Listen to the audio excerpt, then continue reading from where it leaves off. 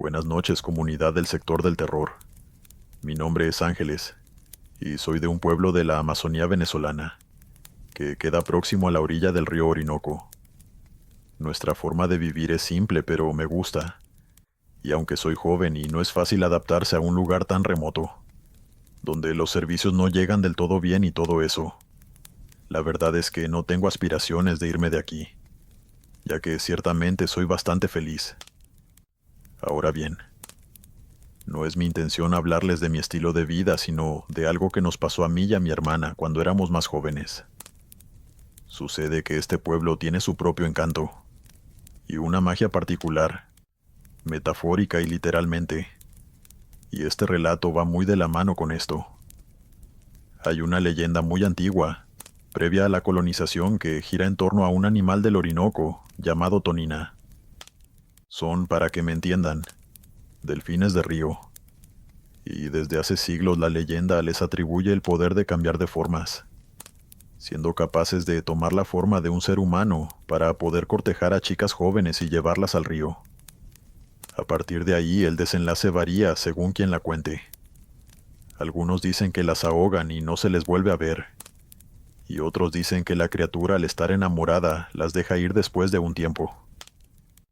Algunas historias incluso hablan de embarazos misteriosos y partos que le quitan la vida a la madre, solo para dar a luz una monstruosidad. Lo cierto es que, al igual que muchos de ustedes, yo pensé que solo eran historias. De hecho, las racionalicé como mitos hechos para causar el miedo de las chicas, para que no se acercaran a la orilla del río solas, o que no siguieran a ningún hombre encantador a la ribera solitaria. Dicho así tiene bastante sentido. Pero pronto descubriría que las leyendas suelen nacer, porque tienen una gran parte de verdad. Eran principios del año 2011, y por aquel entonces yo tenía 18 años, y mi hermana menor, María Gabriela, 15 años recién cumplidos. Ella aún iba a la escuela, pero por las tardes nos ayudaba a mi mamá y a mí en un puesto que teníamos en el mercado del pueblo, donde vendíamos productos de primera necesidad. Y aunque sí nos ayudaba bastante, la verdad es que era bastante inquieta, y no tardaba más de una hora en salir del puesto para irse a jugar con los niños del pueblo, cerca de la plaza. A mi mamá no le gustaba mucho que ella hiciera eso, pero tampoco quería impedirle que se divirtiera. Así que la única regla que le ponía era que estuviera en el puesto para las 5 de la tarde, para irnos los tres a la casa. Ella siempre fue muy obediente con esa regla, por lo que mi mamá y yo nos asustamos bastante una tarde que ella no regresó. Salí bastante preocupada a caminar por la plaza a ver si la encontraba, y gracias a Dios no tardé en encontrarla. Estaba en el centro de la plaza, detrás de la estatua de Simón Bolívar, hablando con un hombre joven en sus veintes. Esa escena me puso los pelos de punta, porque no había nada, pero en serio, nada en absoluto que ese hombre tuviera que estar hablando con una niña de 15 años. Lo miré de arriba abajo mientras me acercaba corriendo, y me puse muy nerviosa al ver lo apuesto que era. Estaba vestido con ropa cara, con sombrero, el cabello peinado y la barba corta y bien cuidada.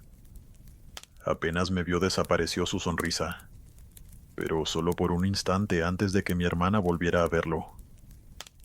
María Gabriela me presentó con entusiasmo y me dijo que él era un amable señor de Caracas, que había comprado una casa cerca del río, y le estaba pidiendo indicaciones. Sí, claro. Ni bien estuve al lado de ella, la puse detrás de mí, y le advertí a ese hombre que no volviera a acercársele. Usé el tono más firme que pude, y sentí como María Gabriela de pronto entendía que algo malo estaba pasando. Pero al parecer ese hombre, ese ser, no entendió o no le importó que yo le advirtiera que se alejara de mi hermana, ya que mantuvo la sonrisa, y con una voz suave e hipnótica me contestó que solo quería conocer a la gente de la comunidad. De pronto me sentí muy amenazada, aunque no sabía por qué, y me eché hacia atrás antes de tomar a mi hermana por la muñeca y salir corriendo de allí. mientras intentábamos encontrar a mi mamá, ya que ninguna de las tres tenía teléfono celular por ese entonces. Le dije a María Gabriela que no le diría nada a mamá para que no la regañara, pero que por nada del mundo volviera a hablar con desconocidos, ya que no sabía qué intenciones podían tener. Lo cierto es que María Gabriela era muy inocente para tener 15 años, y simplemente asintió, como si no entendiera bien qué había pasado, y al cabo de 5 minutos encontramos a mi mamá. Inventamos una excusa como que ella no había escuchado las campanas de la iglesia o algo así, y más allá de un leve regaño, el tema no fue más allá, al menos ese día. Sin embargo, por la noche, tuve pesadillas horribles donde ese hombre intentaba secuestrar a María Gabriela, y me quedé con una sensación muy extraña en el cuerpo, como si estuviera a punto de tener fiebre, conectado o no. A la mañana siguiente estaba muy enferma, y durante 2 días no pude salir de la cama. Para el sábado ya me sentía bastante mejor, y pude volver a ayudar a mi mamá en el puesto del mercado. Me puse al día con todo lo que había pasado, y le pregunté, como quien no quiere la cosa, por cómo se había comportado María Gabriela. Mi mamá se burló de mí, preguntándome que desde cuándo me importaba tanto la conducta de mi hermana. Su pregunta tenía sentido, ya que a mí me daba un poco igual, pero desde lo sucedido con aquel hombre vivía con los nervios de punta, y se me revolvió el estómago cuando me dijo que últimamente estaba muy interesada en ir a la plaza, incluso más de lo habitual, y que no había estado ayudando mucho. De inmediato mi mente se fue a ese hombre, y sentí que me volvía la fiebre en un instante, pero ella me calmó, diciéndome que seguro solo estaba jugando con los otros niños. Yo intenté mantener la calma durante todo el día, asumiendo que mi inquietud estaba injustificada, aunque también pensé muchas veces en decirle a mi madre que un hombre le había hablado a María Gabriela el día que se perdió, pero tampoco quería preocuparla. Al final decidí ir a buscarla a eso del mediodía, y cuando la vi hablando con otros chicos de su edad en la plaza, me relajé bastante y volví al trabajo, sin pensar ni por un momento que algo malo podía pasar. Por la noche, después de la cena, estábamos viendo televisión cuando me di cuenta de que María Gabriela estaba actuando un poco extraño. No hablaba mucho, y tenía la mente en otro lugar. Le pregunté si le pasaba algo, pero ella me dijo que no, aunque incluso en esa respuesta la noté bastante nerviosa. No le di importancia, asumiendo que si de verdad algo pasaba me lo diría, y esa noche me fui a dormir tranquila. Sin embargo, algo que no he mencionado es que tengo el sueño bastante ligero, y los sonidos extraños me despiertan de inmediato.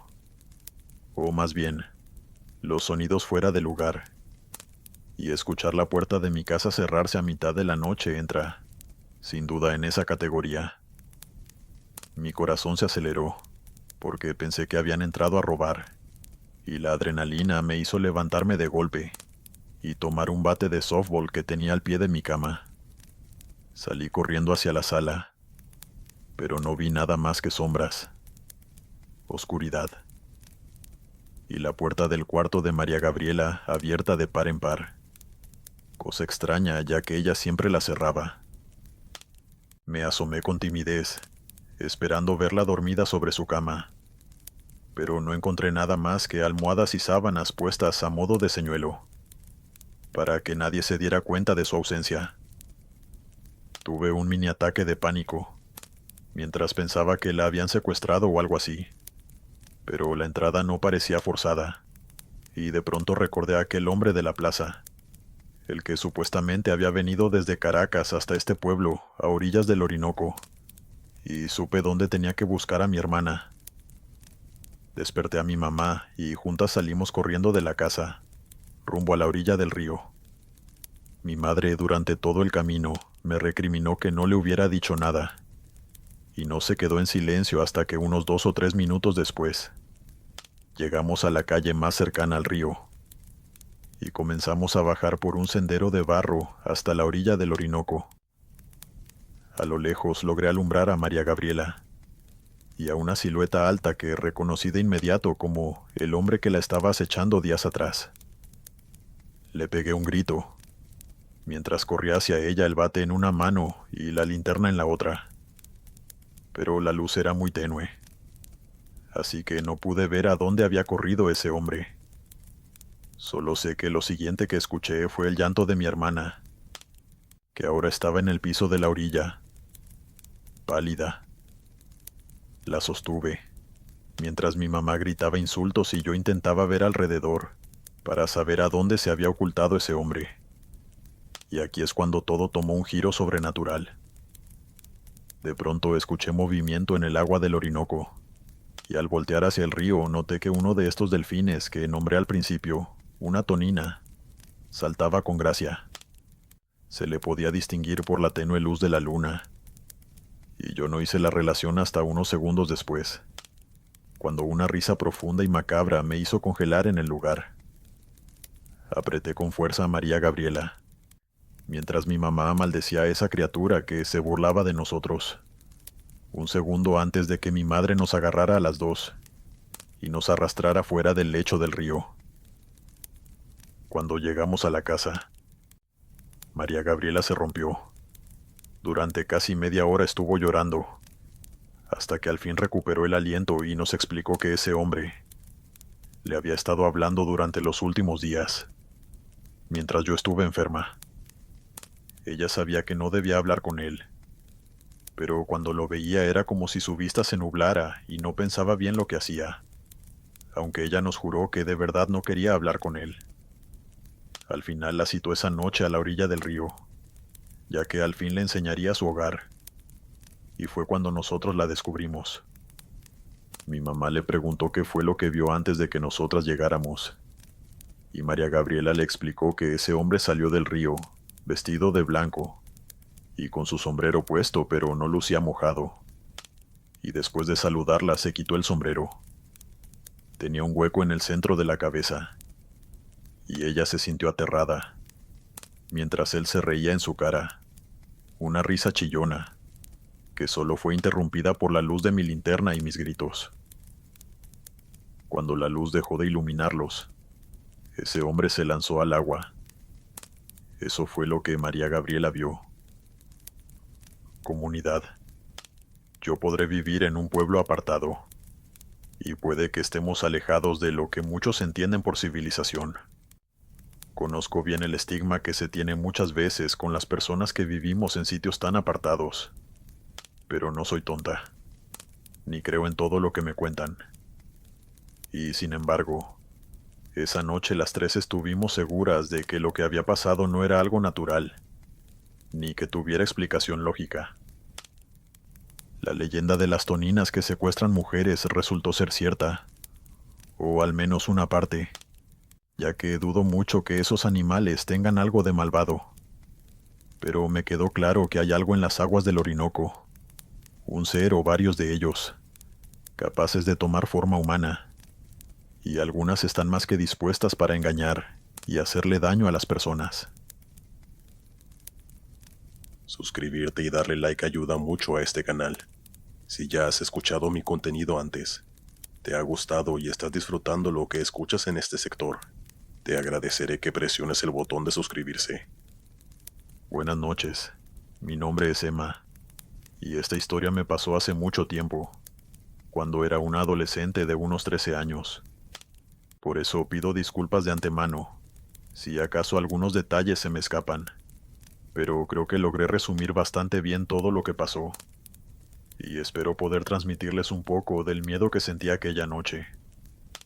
Por aquel entonces, mis padres, mi hermana menor y yo, hicimos un viaje desde Ciudad de México hasta una finca que tenía la familia de mi madre, en el estado de Guerrero, en un pueblo pequeño del que prefiero no decir el nombre, ya que no quisiera que el lugar donde nos quedamos gane mala fama, ya que aún sigue abierto y recibiendo gente. Lo que pasó fue que, aunque íbamos a pasar la mayor parte del tiempo en la finca de mis abuelos, la casa familiar estaba bastante llena con otros familiares que también estaban de visita, y para no molestar ni andar batallando por el espacio, Mi papá decidió que era mejor que nos quedáramos en una posada que estaba bastante cerca de la finca. La posada era, de hecho, bastante bonita. Tenía animales de granja, caballos, piscina y un trampolín. Mi hermana y yo no nos aburríamos en ese lugar cuando llegábamos por la noche, ni por las mañanas, antes de ir a donde nuestros abuelos. Incluso uno que otro día nuestros primos vinieron para pasar el rato en la piscina. Estuvimos 1 o 2 días en la posada, hasta que a la tercera noche yo me sentí bastante cansada, y me fui con mis papás. Pero mi hermana quería quedarse con mis primas mayores pasando el rato, y decidieron que se durmiera en la casa esa noche. Los tres llegamos a la posada a eso de las 8:30, y yo me quedé dormida casi de inmediato sin ni siquiera haber cenado, ya que tampoco tenía mucha hambre cuando estábamos en casa de mi abuela. Ese pequeño detalle marcaría el resto de la noche, pues a eso de las 2 de la mañana me desperté, bastante descansada y muerta de hambre. Salí de la habitación y recién ahí me di cuenta de lo realmente tarde que era, dado lo silencioso y oscuro que estaba todo. El establo de los animales apenas podía verse a la distancia, y la única luz era la del porche trasero de la posada, que formaba una especie de U, que conectaba todas las habitaciones con las áreas comunes, como el salón y el lugar al que yo me dirigía, la cocina. No esperaba encontrar a alguien despierto a esas horas, pero yo misma podía cocinarme. Lo único que quería era, al menos, encontrar un paquete de tortillas para poder comer algo. Entré a la cocina y en efecto no había nadie, pero no me importó, y yo misma empecé a cocinarme unas quesadillas. Al fin y al cabo, en mi cabeza eso era perfectamente normal, ya que mis padres eran quienes nos cocinaban todas las mañanas el desayuno, pues la posada no tenía room service, ni nada por el estilo. Era un lugar bastante familiar en ese sentido. Yo estaba concentrada en la cocina, así que no me di cuenta de inmediato, pero mientras servía mi comida en el plato, noté algo extraño en el ambiente, un tenue aroma que me incomodó, ya que era agrio y desagradable. Asumí que era la cañería, o que no habían limpiado bien el lavabo, así que lo ignoré y salí de la cocina, pensando cuál podía ser el mejor lugar para poder irme a comer. No tenía ganas de volver a la habitación, y aunque en el salón había una mesa comedor, a esas horas me daba un poco de miedo, ya que estaba oscuro, y era demasiado grande. La cocina tenía ese olor fétido, por lo que tampoco era una opción. Y entonces se me ocurrió simplemente sentarme en el trampolín y comer viendo las estrellas. Dado que estábamos en una zona rural, lo cierto es que yo me sentía maravillada por el cielo nocturno, dado lo bien iluminado que estaba, y la cantidad tan grande de estrellas que podían verse. Así que me pareció una excelente idea comer viendo ese espectáculo. Me acerqué al trampolín sin darle importancia al olor, que lejos de desaparecer cuando salí de la cocina, se hizo un poco más fuerte, y terminé aceptándolo como si fuera algo normal de un lugar con tantos animales. Tomé asiento y comencé a comer viendo al cielo, pero no duré ni 2 minutos ahí cuando el chillido de un animal en los corrales me hizo poner mi plato a un lado. En efecto, uno tras otro los animales del establo comenzaron a quejarse y a emitir sonidos desagradables, que la verdad sí me asustó bastante, ya que no estaba acostumbrada a oír animales en un estado tan alterado. Me levanté del trampolín, pensando en si ir a revisar o si despertar a alguien, pero tan pronto como empezaron, el silencio volvió a dominar aquella posada. ¿Acaso nadie había escuchado ese alboroto? Al parecer no, porque esperé unos segundos y ni una puerta se abrió. Volví a tomar asiento y empecé a comer, un poco más nerviosa, y esta vez sí algo comenzó a molestarme. Al olor desagradable que seguía conmigo, se unieron unas cuantas moscas que no dejaban de rondar mi plato y mi cabeza. Por más que las espantaba no se iban, y el olor se hizo tan insoportable que empecé a toser. Recién ahí la vi, de pie en el terreno que había entre la posada y el granero de los animales. Una mujer encorvada, pequeña, regordeta y de cabello enmarañado. No sé si fue por la luz exterior de la posada, pero su piel lucía amarillenta y enfermiza. Hicimos contacto visual de inmediato, y al instante me sentí bastante incómoda, como si algo dentro de mí supiera que esa mujer no debía estar ahí. Levantó su mano a modo de saludo, y yo simplemente la miré, esperando que dijera algo. Las moscas se alborotaron, e incluso sentí que se me querían meter por la nariz y los ojos. Fue horrible, y comencé a sacudirme para que me dejaran en paz, dejando la comida a un lado. Y mientras esto pasaba, escuché una voz gangosa, como si alguien con muchas flemas intentara gritar. Era la mujer que me decía: ¿estás con tus papás? Yo estaba confundida y bastante asustada, así que le dije que sí antes de comenzar a retroceder hacia mi habitación. En todo momento intenté mantener el contacto visual con esa mujer, mientras el enjambre de moscas me seguía acosando.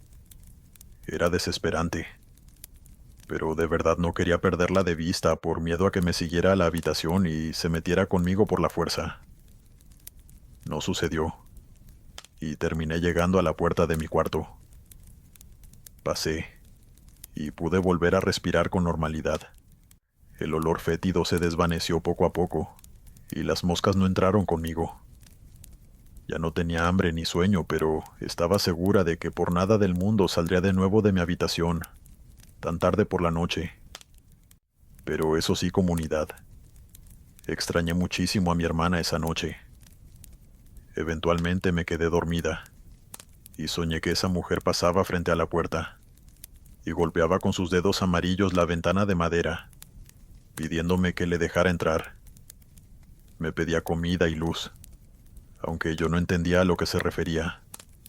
Y dado que en el sueño yo iba en modo automático, lo cierto es que tampoco podía hacer nada para ayudarla.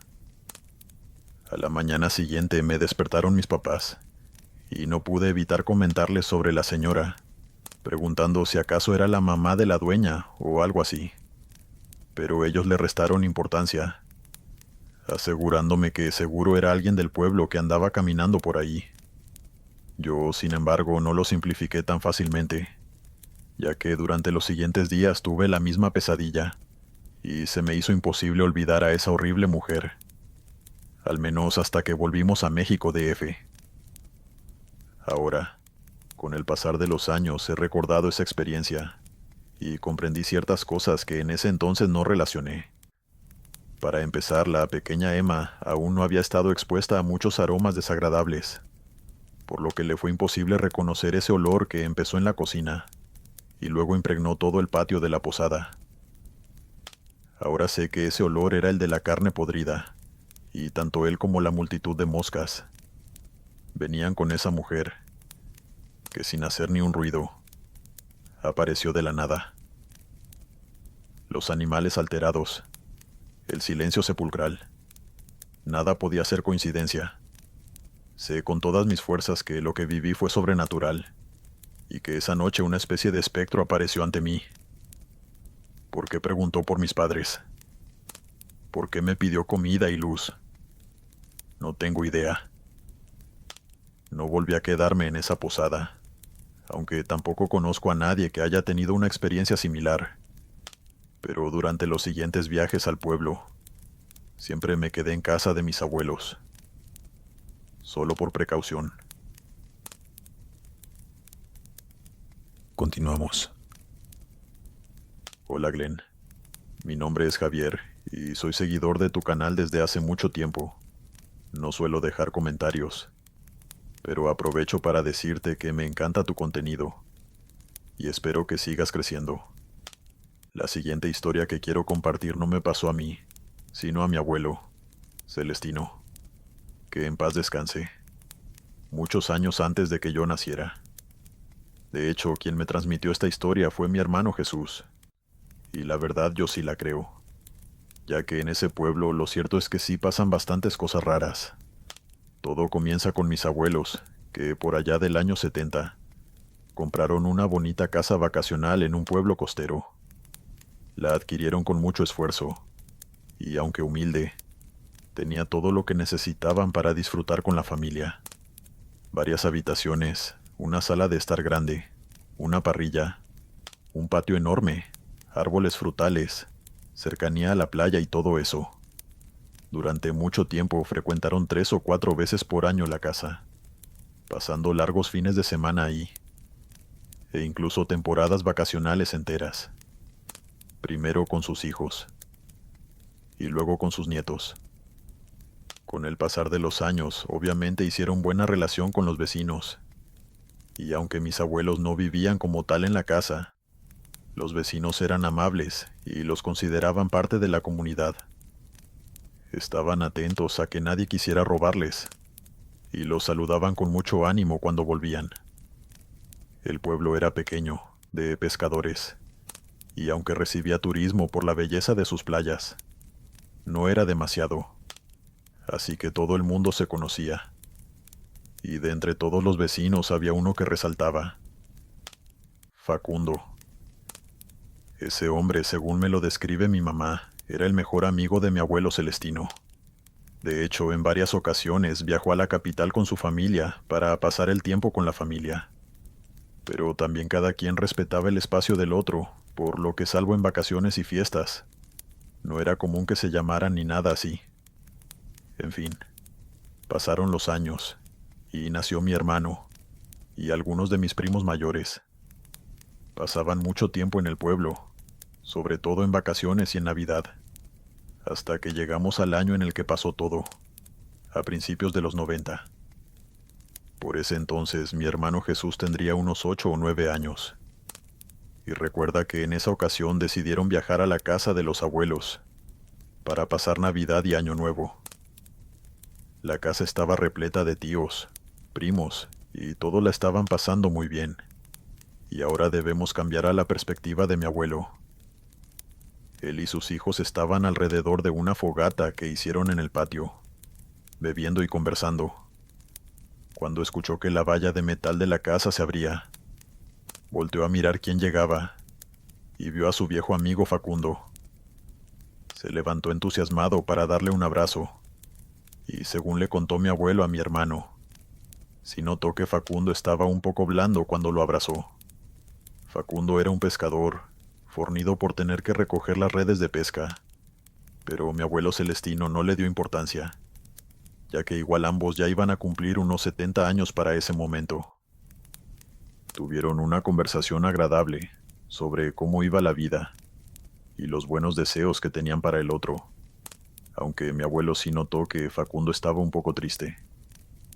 Cuando le preguntó a qué se debía, este hombre contestó sin dudarlo que su tristeza se debía a que no pudo pasar el año nuevo con su familia, aunque no le dijo por qué. Mi abuelo lo invitó a quedarse con ellos entonces, ya que él también era su familia.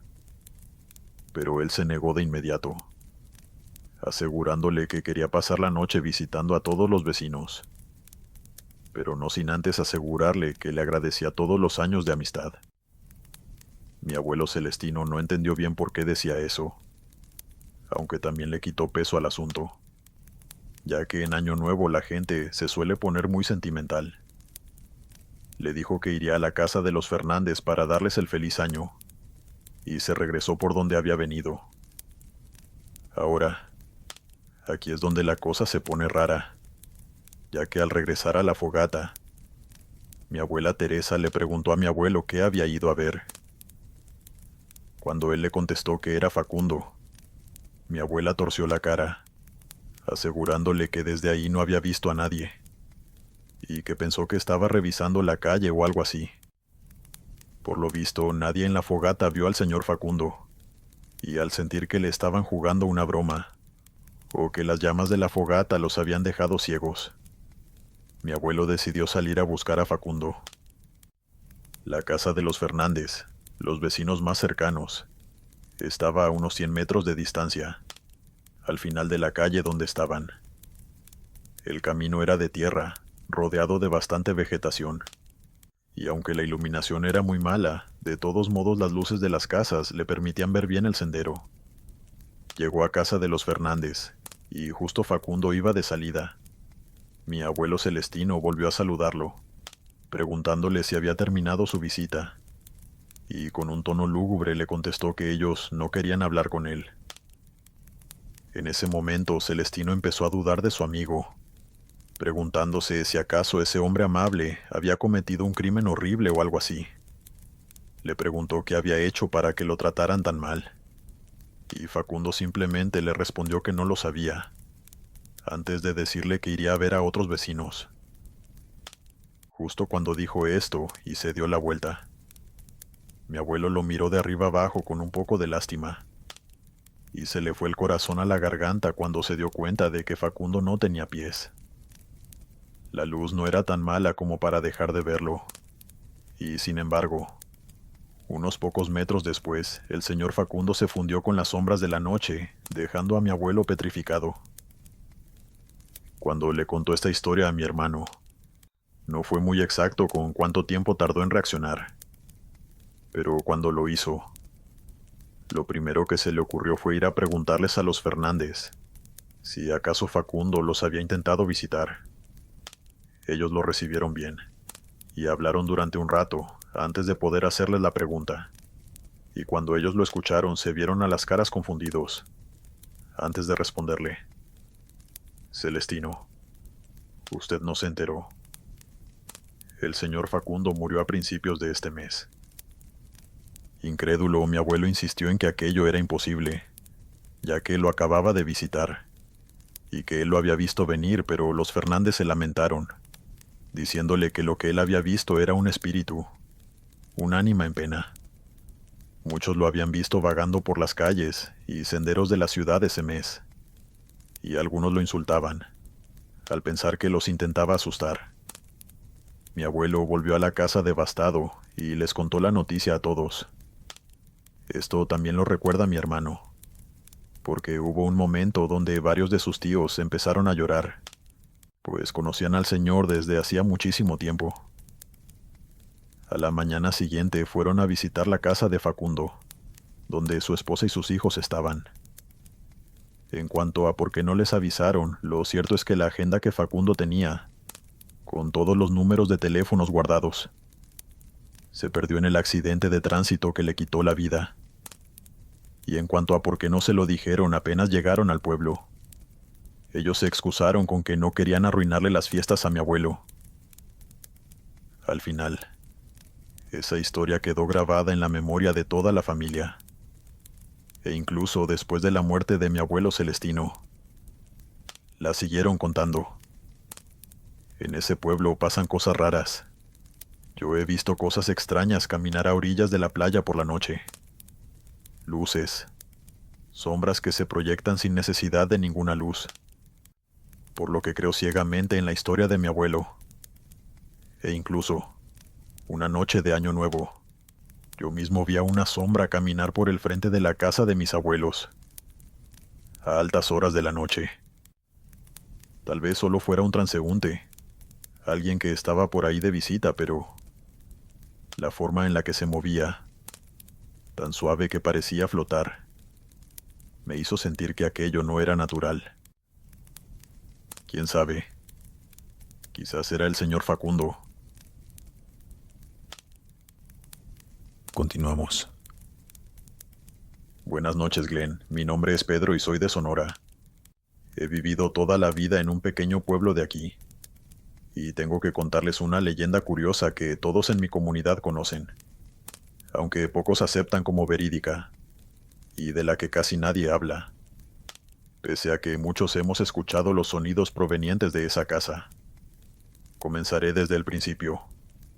Cuando yo tenía unos 7 años, un amigo de mi cuadra al que llamaré Lionel nos contó una historia a mí y a los demás. Sucede que al otro lado del pueblo, abandonada entre el monte, aún se pueden ver las ruinas de una casa antigua que debió ser increíble años atrás. La casa ya no tiene nombre, pero todo el mundo la conoce como la casa del violinista. Según nos contó Lionel, ahí en época de la Revolución. Vivió un violinista que asistía a fiestas de grandes hacendados y de personas importantes. Cuando llegó la Revolución, este violinista, que era bastante anciano, se negó a salir de su casa y tomó una postura muy contraria a los revolucionarios, atacándolos abiertamente. No se sabe muy bien cómo o quién fue el que empezó el conflicto, pero según contaban, una noche comenzó un tiroteo y el violinista fue asesinado en su casa. Y desde aquella noche hasta el día de hoy, se puede escuchar cómo toca su violín en el salón de su casa, tal cual como pasaba cuando estaba vivo. Lionel contó la leyenda con mucho entusiasmo, pocos días después de que su hermano mayor se la contara. Y claro, aunque muchos nos asustamos, otros asumieron que era todo invento del hermano mayor de Lionel, ya que él siempre solía buscar la manera de asustar a los más pequeños. Pasarían los años, y tanto yo como muchos otros nos olvidamos de ese relato. La escuchábamos de vez en cuando, en las noches que se contaban historias de terror, pero yo al menos la tomé como un simple invento, hasta que tuve unos 15 años.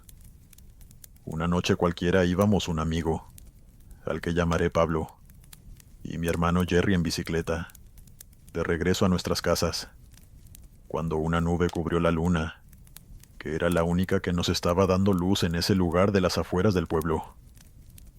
Estábamos agotados, así que nadie decía nada, y solo escuchábamos el ruido de la brisa, antes de que el chirrido de unas cuerdas antecediera la melodía de un violín a lo lejos.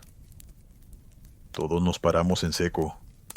Nos vimos las caras confundidos, porque obviamente lo primero que se nos vino a la memoria fue la leyenda de la casa del violinista, que, dada la coincidencia, estaba en esa misma calle. Yo no soy el tipo de persona valiente, pero estaba con dos personas que aparentaban serlo, mientras que yo quería irme de ahí de inmediato. Pablo y Jerry se sonrieron y comenzaron a decir que teníamos que ir a ver si aquello era verdad, si en serio había alguien tocando violín dentro del edificio. Obviamente intenté negarme, pero la presión pudo conmigo, y terminamos pedaleando lo que faltaba de camino, hasta que llegamos al punto donde comenzaba el sendero que llevaba a las ruinas de la casa del violinista. A todas estas el violín sonaba cada poco, repitiendo melodías y guardando silencio antes de volver a comenzar.